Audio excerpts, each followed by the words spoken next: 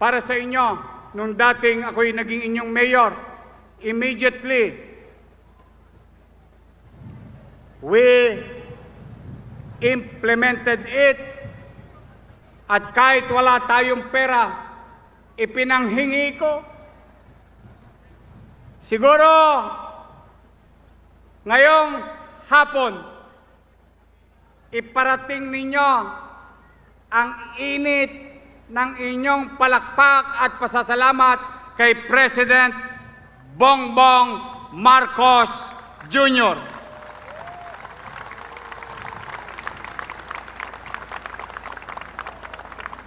Nakadali ako, maling anda, 500 million pesos para itayo ang pamantasang lungsod ng Maynila College of Allied Health Sciences Building.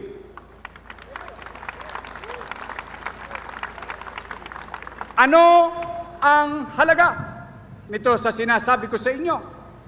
Kung dati-rati hanggang 300 lang na estudyante ang kaya nating yakapin sa PLM Intramuros, ngayon kaya na nating akapin 5,000 students, future doctors and nurses, and all other allied health sciences courses.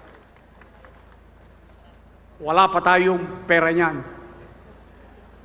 Maraming salamat, Executive Secretary Ralph Recto. Maraming salamat, DBM, Department of Budget and Management. Maraming salamat, President Bongbong Marcos.